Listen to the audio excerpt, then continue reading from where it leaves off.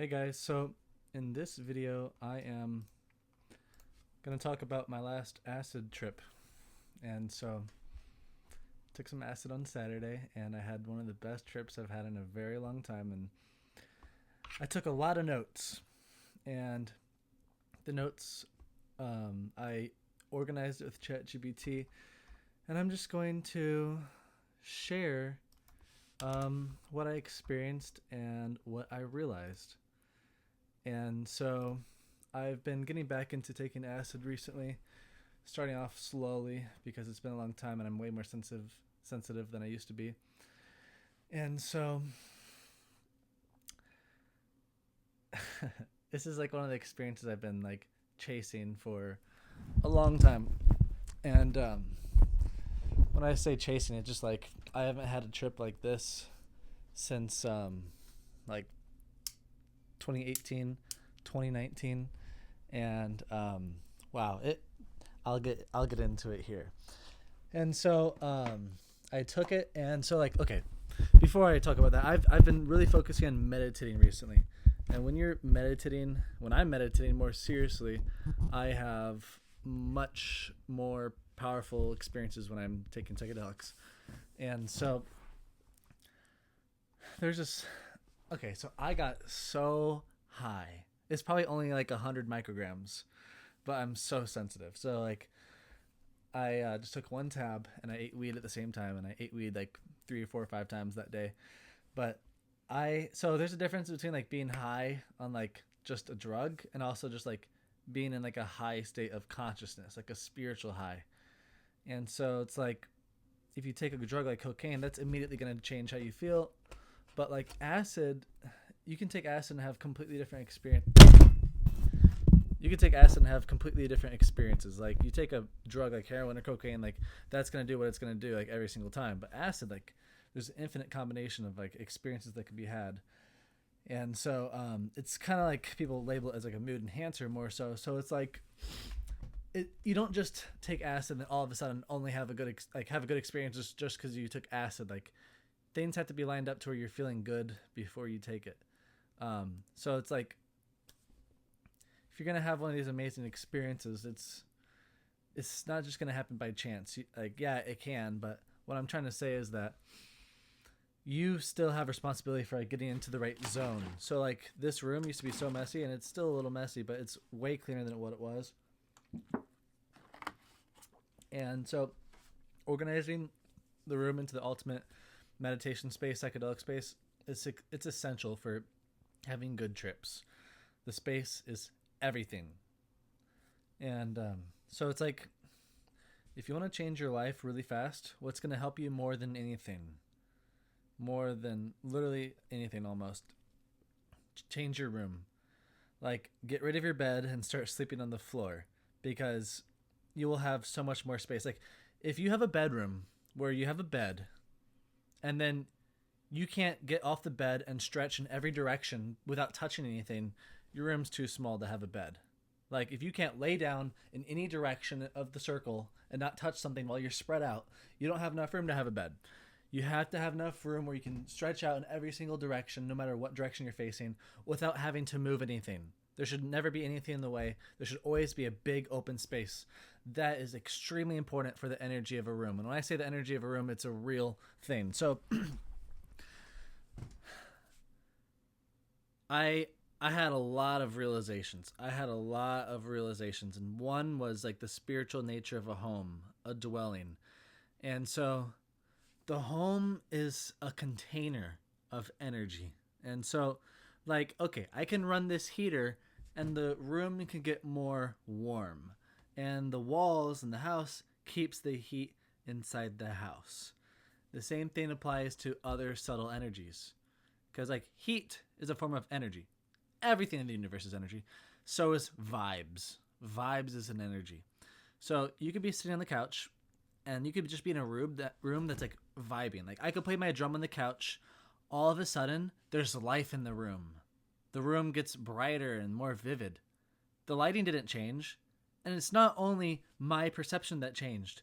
If someone walked in the room, they would feel the vibe. Because it's a real energy. It's not just a psychological phenomena. It's energy in the room.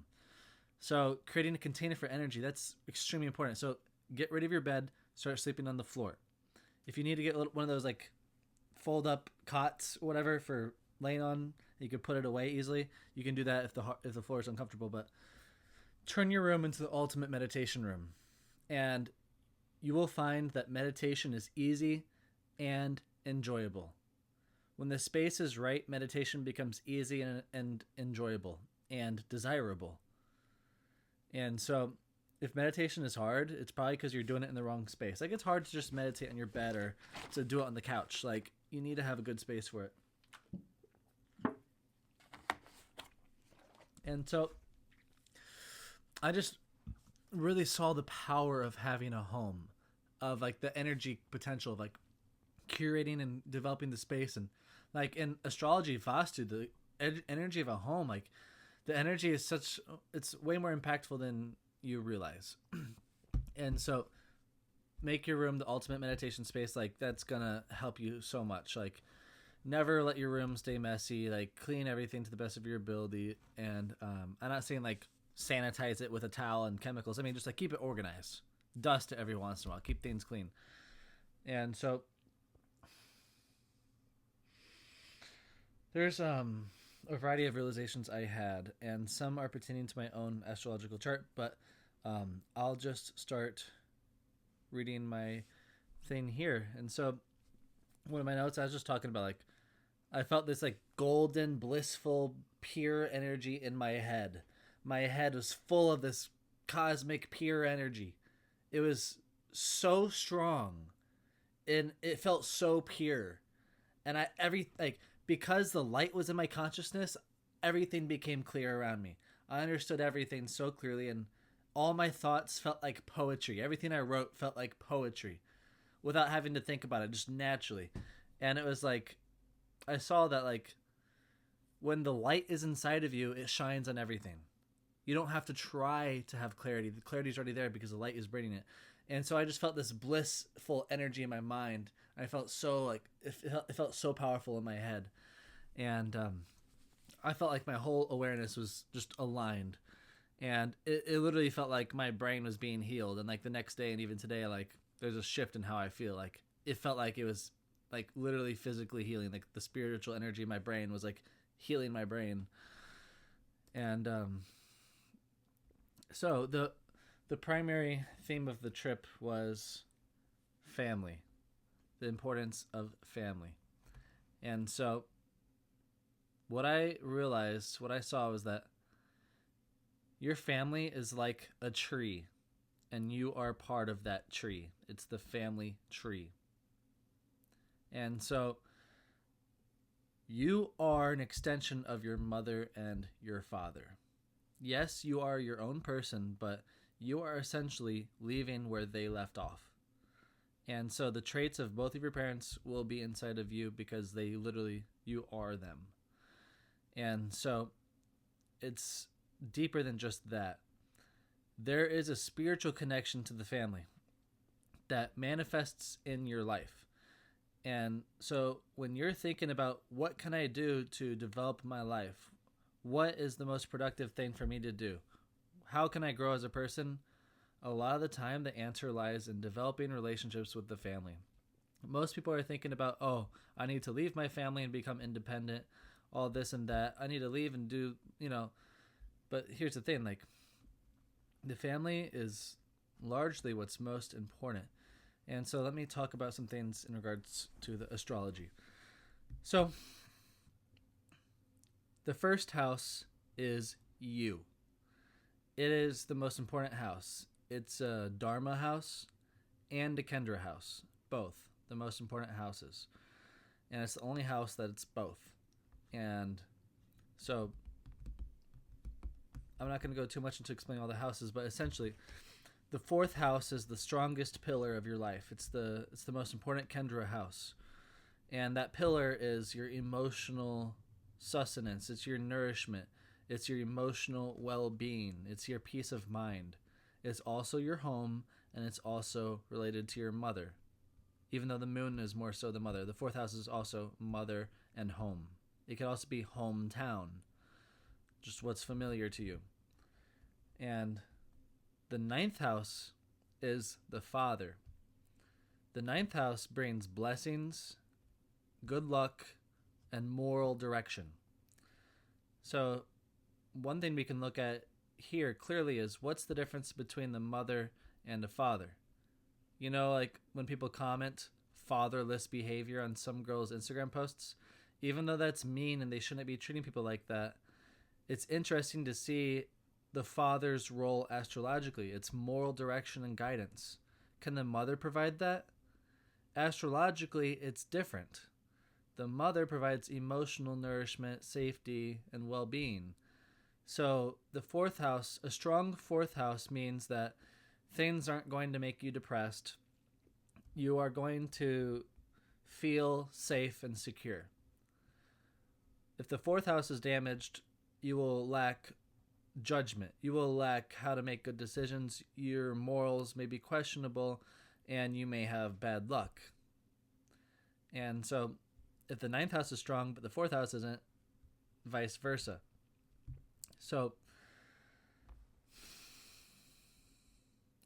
I saw so clearly how, look, the fourth house and the ninth house, the mother and the father, both connect to you, the first house.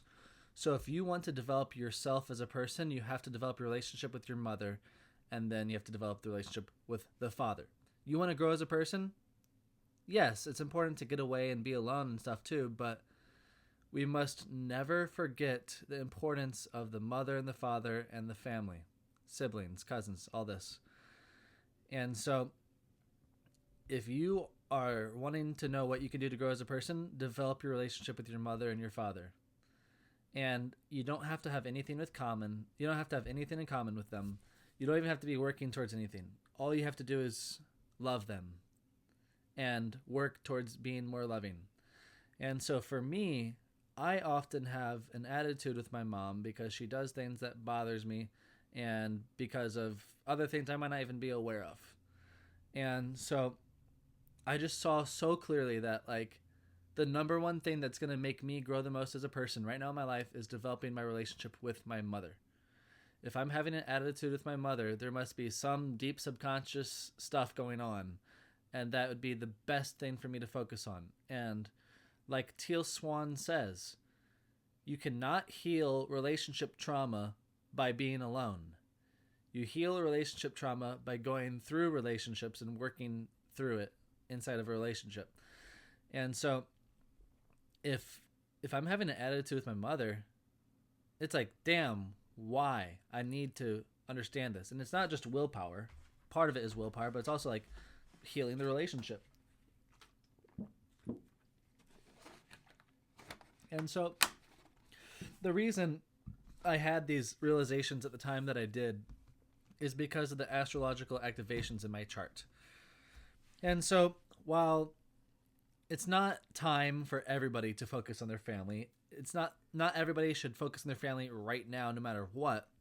You have to have the right activations in your chart to really make it a priority and work on the family. What karma are you going through? It's not always the family karma. Right now I'm going through family karma.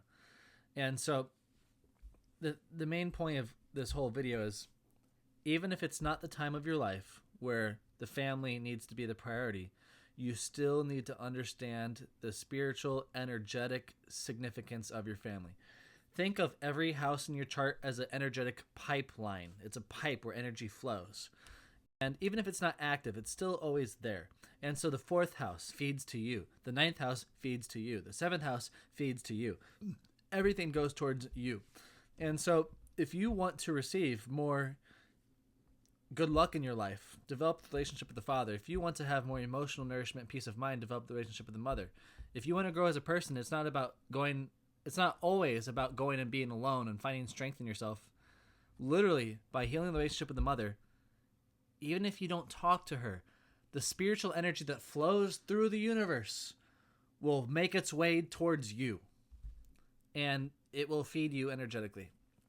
And so, people are thinking about hustling and being entrepreneurs and all these ideas to grow their lives and build something for themselves. But really the only thing that's actually real is the tree, the family tree. That's what we're working towards, the bloodline. It's not about you leave your family and you do your own thing. You can never leave your family. Even if you leave your family, the energy is still there. The tree is still there. You are still an extension of that tree. And so the real spiritual development comes from strengthening that tree of your family. And so you want to become stronger as a person, make your family stronger. Not because they support you directly or anything, but because the spiritual significance of how the energy flows. And so I just turned 25, and right after I turned 25, I met with family I haven't seen in a long time. And the reason that happened was because at age 25, the second house activates. Every age activates a certain house. When you're born, age 0 is the first house. When you're 1, it's the second house, etc. When you're 13, the second house activates. When you're 25, the second house activates. And it goes in order around all the houses every single year. It goes to a new house. And so the house of family immediately activated. And then I'm also running a Mahadasha where the fourth house is activated. And so whenever I try to leave and travel, I always have to come home because that's a big part of the energy of what's being activated in my dasha right now. And so I'm like, damn, if I realized what my astrology was doing this whole time, this last 7 years of my life, 6 years, I would have adjusted my priorities, and by now I'd probably be living a very different life because I would have gotten so much further. If I only understood my astrological activations, it's like instead of trying to constantly go against my chart and having to come back, I should have understood the alignment. It doesn't mean that I couldn't have been traveling and everything, but it would have looked different. And so what I decided to do is stop traveling for now. I intend to live with my mom at least for about the next 10 months until my current Antardasha shifts. And that's because I'm in the moon Antardasha. It's related to the mother.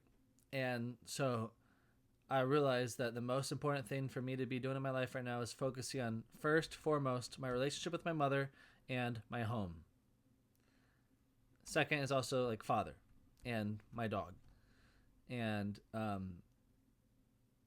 a big part of my trip was playing with my dog, and there's also lots of crying. And I have a deep emotional connection to my dog, and I remember when I first moved out of my mom's, at 19 years old, I cried almost like every day or at least a few days a week because I missed my dog. And I think that my attachment kind of slowly like became less obvious over time, but when I took the acid, I realized just how much I love my dog.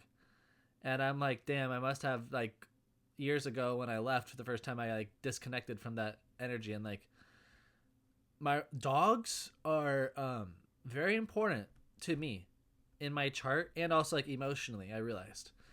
And so I made the decision to take full responsibility of my dog, my mom's dog.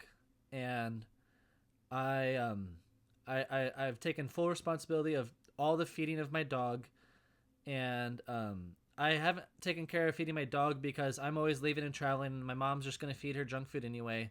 So I'm like, okay. And the dog is such a picky eater, it's hard to get her to eat the raw meat, and it takes time. And I realized that I have to be patient with the dog. I have to apply effort, and I have to play with the dog every day, no matter what. I have to play with my dog. I have to feed the dog really well, like primal. And that's actually extremely important in my chart due to certain positions I have. And so I realized that taking care of my dog is actually going to change my life astrologically. And so I made the decision to where if I'm going to leave the house, if I'm gonna leave, I have to guarantee that my dog is gonna be taken care of because I have adopted responsibility of my dog. If I'm gonna leave my dog with my mom, she has to feed her primal. I will not accept otherwise. If she will not, then it's a very hard thing to commit to, but I would have to travel with the dog until the end of my dog's life. And by taking that responsibility for that in my chart will help me a lot. And so by supporting the life of the dog, it helps me a lot. And even if I'm not there, if I'm ensure that my mother is taking care of the dog. So basically, I intend to stay with my mom until she's 100% on the diet and until her house is perfectly clean, no more junk, no more hoarding, and until her gambling addiction is cured. And so my number one responsibility when I wake up in the morning every single day, I am thinking of what can I do to help my mother and make her home better and take care of the dog. And so, and I'm also like, I spent some time with my dad a little bit last year. We've never been close, but I decided, yeah, even if I have nothing in common with my dad, even if he doesn't agree with what I do, even if it's boring, I am going to hang out with him regularly because he has no friends and he has no real support in his life. And even if I just sit there and I don't even talk with him and I'm just sitting there, phone ran out of storage. So even if I don't talk to my dad and I'm just sitting there with him, like if I don't have anything to talk about, like even if it's literally like quote pointless small talk, literally if I just exist sitting with my dad and I have love for him and I honor him, like just that is supporting him. And so I realized that I, more than anybody in the world, can help my mother and my father. I have more capability of helping my mother and father than anybody in the world. And because I'm their only child. And so I'm like, okay, I have the responsibility to help my parents. And so here's the thing. Does everybody have to focus on their family at every point in their life? No. If your karma is not activated for the family right now, you don't have to be focusing on the family. Of course, you should never neglect them, but you should never forget the flow of energy in your life and what they actually are in the family tree concept.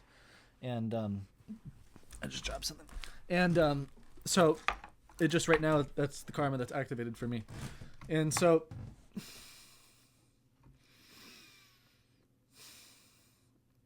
yeah, focusing on the relationship with the mother and the father. I can with my dad once a week, even if it's just not doing anything really, just spend time with him. It'd be good.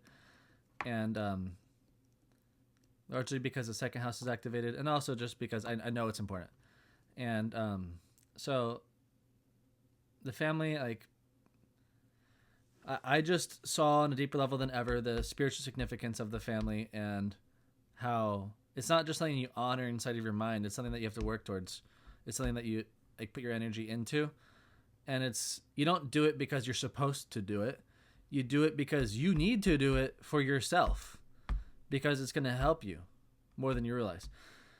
And so there's a lot of things to talk about in regards to this. I'm just going to look through my notes. So what if the family is sick and the entire tree is dying? Can you prune the tree? I don't know. One visualization I had, I don't know if it's entirely accurate, but let's say that part of the tree is sick and you let that part of the tree rot and die. It's going to create an infection and the tree is going to get sick because there's going to be dead wood, dead tissue or whatever inside of the tree, and it's going to have to get sick to dissolve it, and it could kill it, right? And so like if something's sick, do you have to remove it from the family before it destroys the whole tree?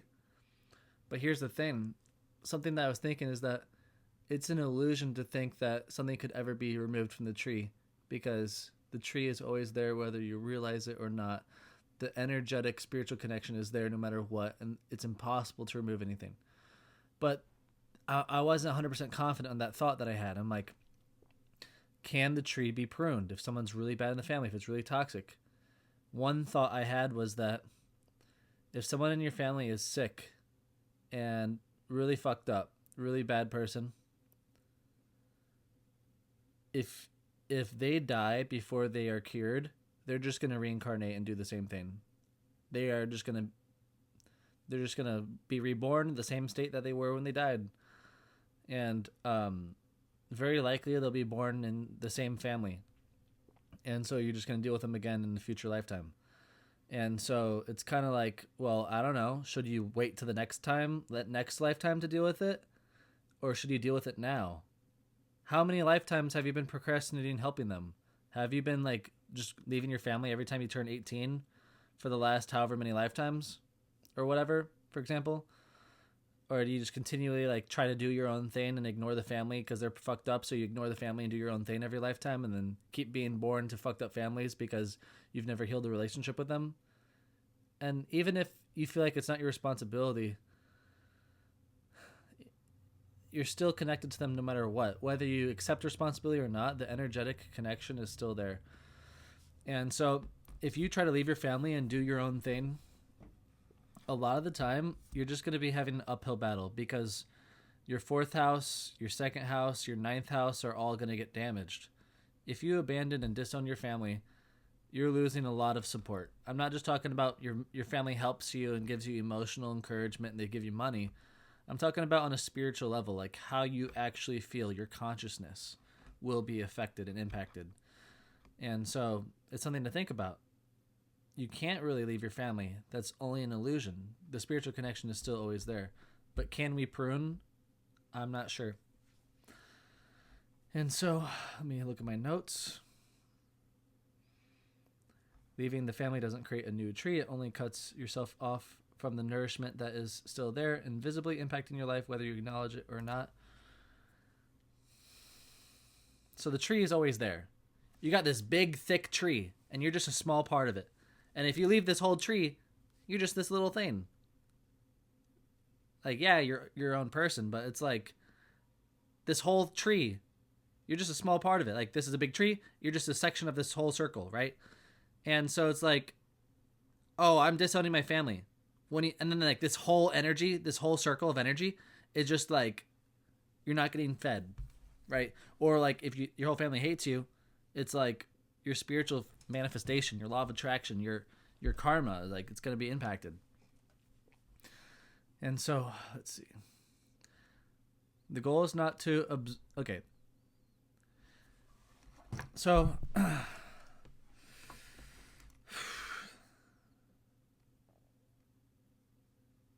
okay, so I put all my notes into ChatGPT, and it helped me organize it. This isn't my exact words, but it's based off of the notes. So I'm gonna use. Okay, let me put it in my own words. So what we're doing is removing the illusion that our family was not our responsibility. Our family is our responsibility. It is your, quote, burden, whether you acknowledge it or not. If you believe your family is not your responsibility, that is only an illusion because you're still part of the family tree. You're still part of the tree. And so, okay, based off of someone's chart, should they leave their family? Yeah, that's probably okay. That's probably there. You know, should you like stay in an abusive, toxic relationship just because of what I said? No. But these things should still be understood and considered because not every situation is fucked up and unresolvable. Most situations probably can be worked on or at least improved. Is the only possible improvement in some situations to leave? Yeah. So if you want to grow as a person, get to know your family better because you are your family. I went to Thanksgiving with my mom and dad. Of course, I didn't eat any cooked food. But my mom and dad... Okay, so my mom was annoying my dad, and my dad was stressed out. And I was looking at him, and I'm like, I get stressed out in the exact same way. And as I was looking at him, I'm like, yeah, I don't want to be like that. I can totally see how that's not ideal, the way he was upset. And he was trying to compose himself. I'm like, I understand exactly because I do the same thing. And I try to calm down when I'm mad like that too. And I'm like, damn. And then I also have certain bad habits that my mom has too. And I realized like some of my bad habits I realized like a week ago. I'm like, mom gave it to me. I'm like, so it's like my mom will like talk shit on her friends to me. And then as a result of that, I don't like any of her friends because she only tells me bad things about her friends. And I've talked about my friends too much in my life, and I've caused my mom to not like some of my friends. And I don't like that because it's like sometimes I talk to my mom and I want help, and then she's just like not liking the people, and she's just telling me like to leave. I'm like, I'm not telling, or like I'll tell her a problem I'm having, and my mom will just validate me. I'm like, Mom, I don't need to validate me. I think I'm the one who's wrong here. Don't tell me that I'm doing something good. I don't think I'm doing something good here. I want to understand the other person's perspective more, and she's just trying to validate me to get me to leave them or whatever. And so it's like I'm like, what I told my mom is the same thing that I've applied to my own life now. Don't talk to me about your friends. If you have a problem with your friend, talk to them about it, not me. I don't know your friends. Instead of complaining about them, talk to them about what's upsetting you, not me. If you want someone else to talk about with it, you should talk to someone who knows both of you together. Talk to your friend with the mutual friend that knows both of you. Don't just complain around someone else. Yeah, you can ask for advice on what to do about something, sure, but like don't give the details that's going to make this person not like them. And so I told my mom, like, stop talking bad about your friends to me. Talk to your friends that you have a problem with them themselves. And so what I was getting to this is that if you want to understand yourself better, get to know your parents better, because you will learn things about yourself through them, because you are your family. You are an extension of them. If you want to know what your flaws are, if you want to know what your strengths are, learn your parents' flaws and strengths, because you're basically starting off where they left off. You're starting where they left off. So if you want to improve your life, improve your parents' lives, because you are your parents. If you want to grow as a person, help your mother, help your father to become better. Support them. Don't just think you have to be your own person and leave them. You can never truly leave and like, yeah, you can. Like, you can never escape it. You're always impacted by it. Whether you talk to them or not, there's the connection that's there. And so very often it's better to focus on nourishing the relationship with the mother and the father than to leave and do your own thing. Because sometimes like it's better to focus on get your relationship with your mother and father to a really good place, then do your own thing and then maintain it. I'm not saying you have to live with them forever, but like before you leave, like make the relationship good. If the relationship cannot be improved and it's just what it is, like, okay, it is what it is. Don't waste your time on things that can't change. But if you're capable of helping them like in any way, you should. Like, even if it's just being present with them, you don't have to get them on the diet. You don't have to blah, blah, blah. Just help them in some way. Like, it could be helping your mom organize her house. If her house is more clean and organized like mine, then my mom will feel better and she'll think more clearly. And my mom, I could get her on the diet. I could get her to start meditating. And like, I'm going to do it. So that my situation, I can do that. And so it's just like with my father, for example, he's probably not going to start meditating. He's probably not going to get on the diet. But if I just exist with him and I'm a sincere, honest person with him, if I just sit next to him, he will feel my presence and that will help him. Like, he hasn't had relationships or friendships in such a long time. I'm like, has my dad ever gotten close with anybody in his life? Maybe not. What if I was the first person to ever get close with my dad? I could transform him. And so that's one thing I'm thinking about, right? So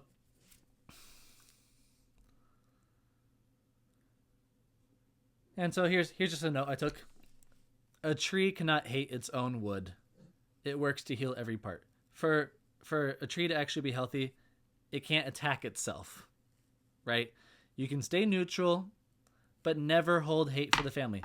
If the relationship cannot be healed, if the relationship's fucked forever. Okay, well, here's the thing. There's you, there's the other person, and then there's the relationship. You, other person, relationship. The relationship is its own separate entity. The relationship can be improved, even if you don't change the person. And it could be the relationship within yourself.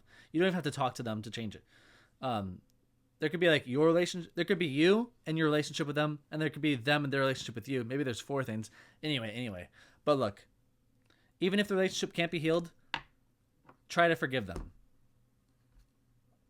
And it's not like a willpower thing. It's like you have to meditate on it for hundreds of hours. You have to meditate on it over years until you think about them and it no longer upsets you. You're at peace with it. You've made amends with it. You're not hating them. You're not telling people how much you hate them. You're not telling people how bad it is. You don't even have to talk about them because you're at peace with it. If you're constantly talking about how you don't like something or blah, blah, blah, even if you haven't seen them for 20 years, you always talk about how bad your family was. Yeah, like you haven't moved on with your life yet. You're still where you were. So you need to work on how you perceive them. And it's not just willpower and pretending to be happy and pretending to be loving. It's meditating. You have to set up the meditation room. You got to get into the meditation. The meditation is essential.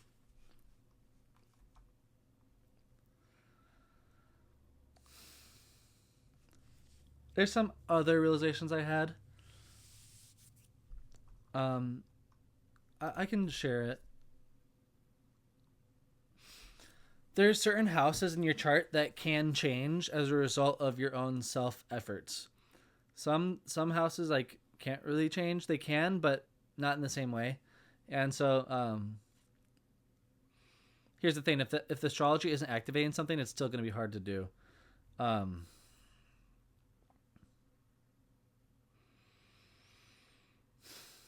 not sure if this is relevant to the video. I will get into it. So the third house in astrology is your self-effort. It's also your friends. And friends are represented by Mercury. So here's one thing. If you have a girlfriend, she's still a friend. It's just a girl, even if you have sex with her. And so a dating relationship it's like Mercury. A marriage is more like Venus. Like there's still Venus in a relationship, but it's largely a Mercury thing. Mercurial. And so like having a girlfriend and a guy friend are pretty similar in the astrology chart. And so with the third house being friends and self-efforts and stuff, it's like, yeah, like theoretically you can make friends at any time through self-effort. Like, of course it's easier at sometimes, or even sometimes it's canceled out completely. But it's a house that grows with time and with effort. And it's not clicking for me on the camera to share it now, but I'll just continue with this. The sixth house is pets. Sixth house is also obstacles. So by taking care of a pet, you are taking on responsibility for something. And if you take care of it, you are reducing obstacles in your life, because the sixth house has to activate no matter what. There has to be some sort of obstacle in your life. And if you, on your own willpower, choose to take on responsibility, you activate the sixth house on your own terms. It's not going to be some random thing that obstructs your ability to do something. If you take a pet, that pet can reduce your obstacles. So even if the pet requires an hour or two of work a day to take care of, you are still taking care of your sixth house. That way, you don't have to suffer in other ways. And here's the thing. A pet, a dog, here's the realization that I wasn't getting a second ago. A pet is a friend. A dog can be your best friend. Mercury can be a friend. Mercury is a friend. And the sixth house is like pets. And so I was just thinking about the connection of like third house and the friends, and the sixth house and pets, and how a pet can be a friend. And so by having a relationship with the animal, you actually have to love the animal. Well, if you love the animal, it makes it more powerful. If you just take care of an animal, here's the thing. The animal has to have a great life. If you provide a great life for that animal is just a walking generator of positive energy. If that dog loves you, that is energy, spiritual energy that fills the house with life. It's like you run a heater in the house and the house gets warmer. Same thing with a healthy living being, whether it's a plant or an animal. If you have a dog that loves you, it's putting life in the house. And if you take care of that dog, you are fulfilling some of your sixth house activation. Sixth house causes the most problems in people's charts. It's the highest obstruction. And so you can mitigate some of the negative effects of it by having a dog. So this is another thing that part of the realizations I had, like in my chart particularly, I need I'm like, man, if I'm taking care of a dog and I'm living in the car, it might be kind of hard. But to be honest, like if I have a house, if I'm living in a house, I need to have a dog. Preferably 3. Because of three dogs is a special effect. 1 dog is good, but having 3 dogs is even better. And also they have the relationships with each other. So it's more life. They're happier together. So it's like you have to buy a heater for your house. You also have to have a dog and take care of it, so it creates love in the house. And then you also have a girlfriend or a wife, and you're building life. You're building energy. You're having kids. He's like, so it's all part of the family, right? It's all part. You bring the dog into the family tree. Like it's a beautiful thing. So by having pets that you take care of sincerely, you don't abuse them, and you love them. Like that helps you a lot in your astrological chart.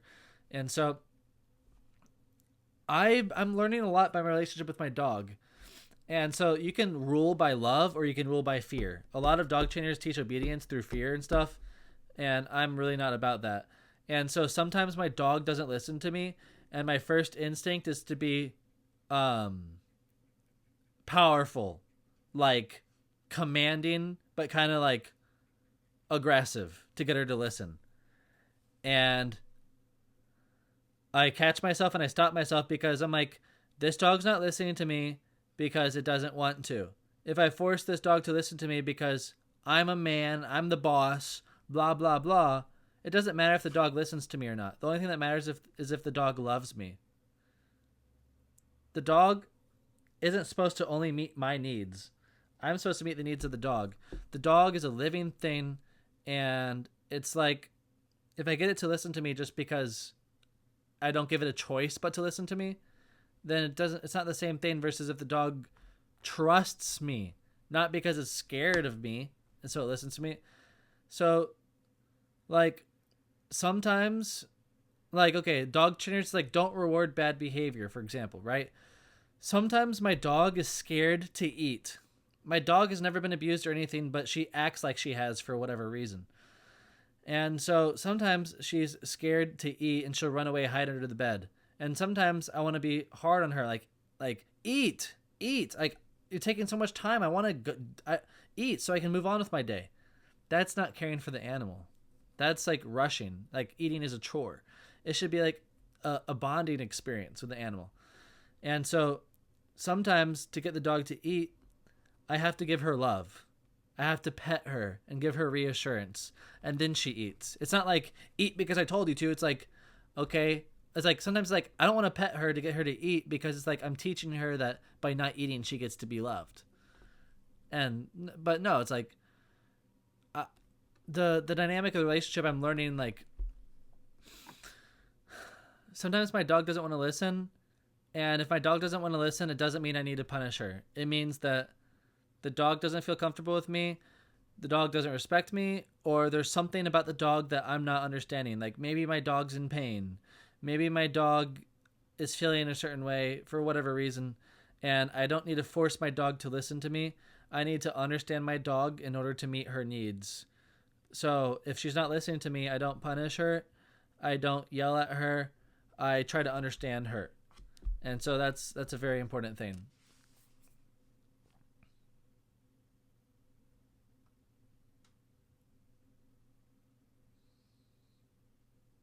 Okay, so another reason that I need to focus my father right now is my K2 is about to transit over my sun.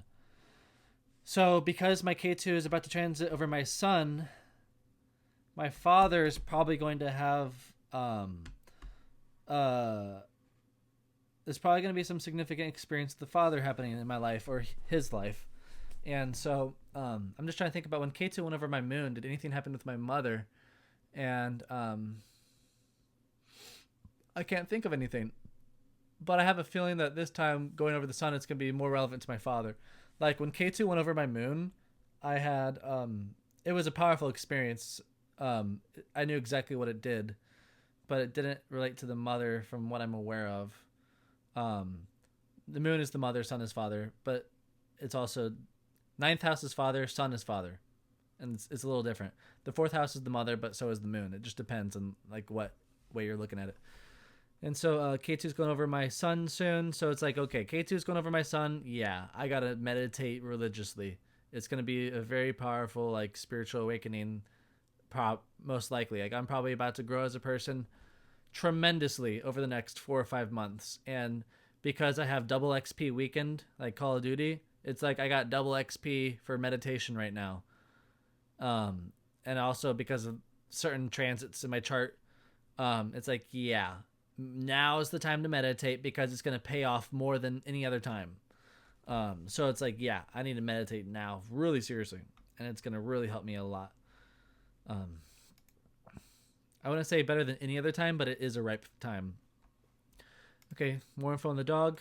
Dog can be your best friend. It can act as Mercury. The third house is friends. Third house is also willpower. By having good friends, you increase your willpower through that support. Same goes for having a dog. If you have a dog as a best friend, it's like, oh, you're increasing your willpower, your self efforts, right? Because it relates to friends and the dog, right? Or maybe dog doesn't activate the third house, but it should because it's the relationship with a friend, because it is a friend, so that should be connected.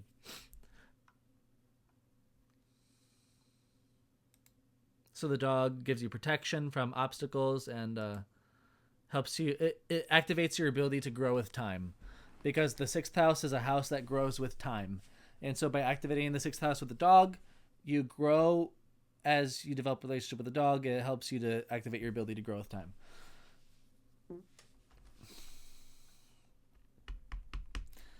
And so here's another thing, another realization.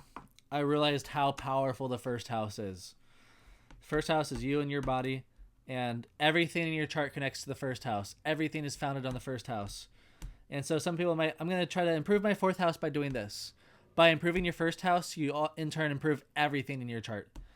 And so people try to do rituals and worship, and in order to activate certain things in the chart, do certain remedies, spiritual remedies, like wearing gemstones or doing whatever. And here's the thing, like I realized the ultimate remedy.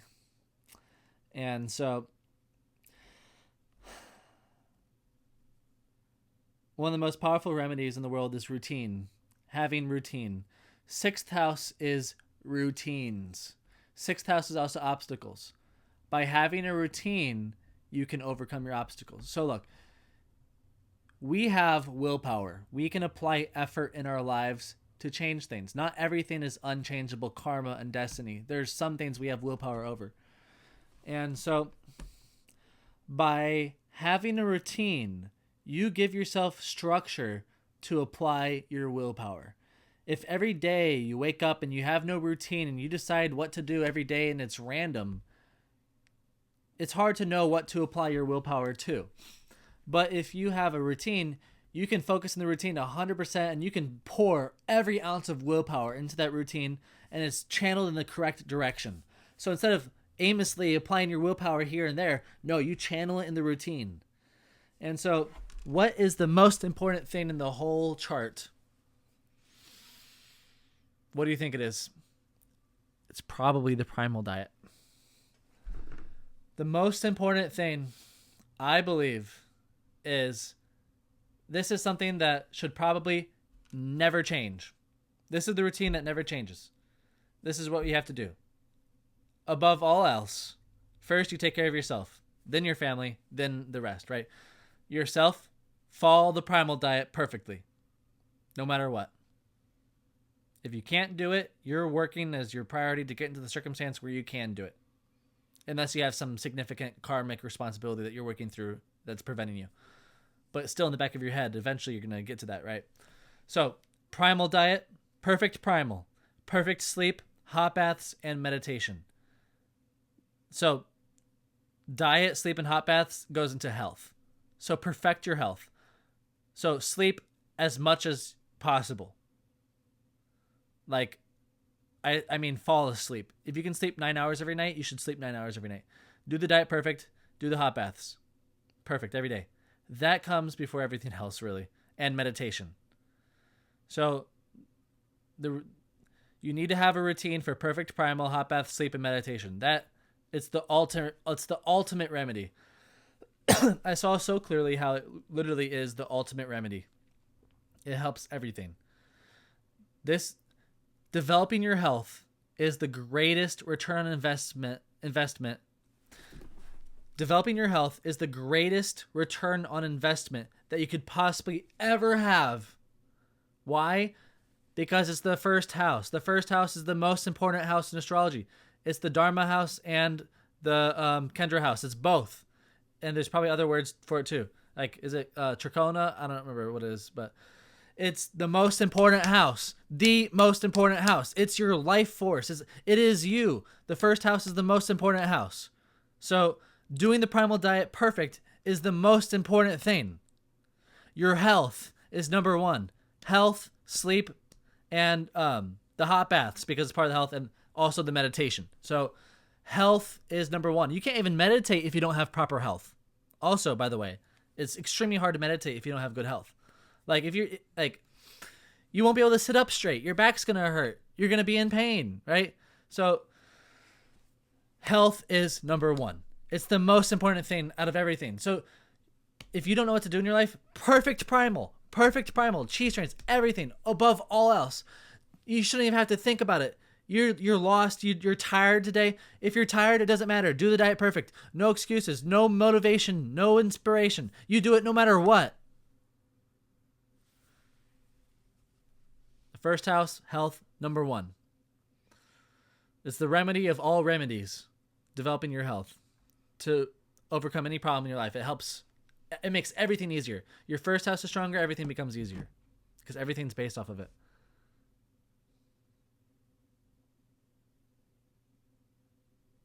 Some other realizations, like the fireplace or a heater. It's like a heart.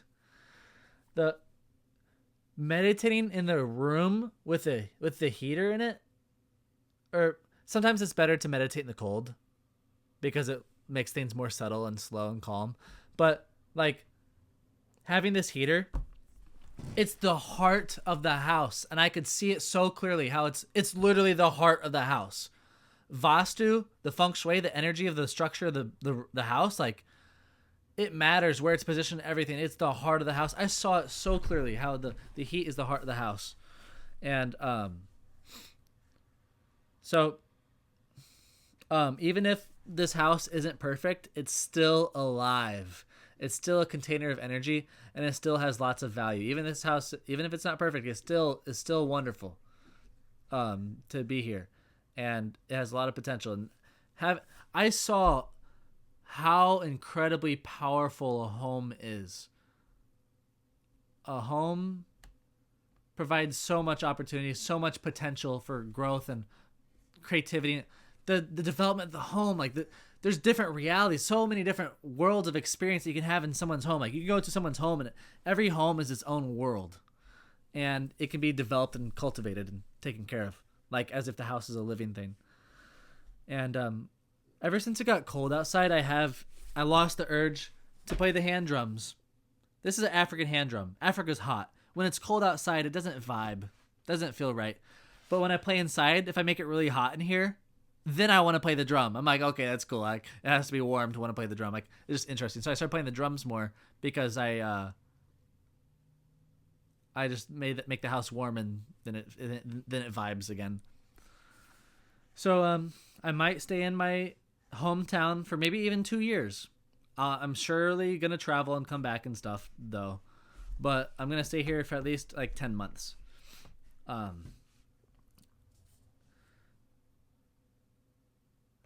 So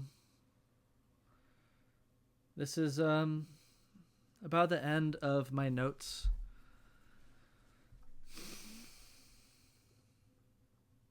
There are some things that I was having some realizations that resulted in dead ends because my knowledge didn't allow me to further build on it. And so there's still some questions I have from this trip about astrology that it's just gonna come to me over time. And yeah, I saw astrology in a new layer, a new level of depth on that trip on Saturday. And it was amazing. It was so amazing. It was one of the most wonderful experiences, and it's great. It was great. And so those are my notes from my last acid trip. It was awesome, and I loved it. And yeah, I've been sleeping inside the house now. I've been sleeping better sleeping inside than the tent. And with the snow outside, it's easier to meditate inside the house when there's snow outside. The winter vibes just somehow make it easier to meditate. So if you watch this video, thank you for watching. Please leave a comment what you think. And if there's anybody you think who would benefit from watching this, please share. Thank you.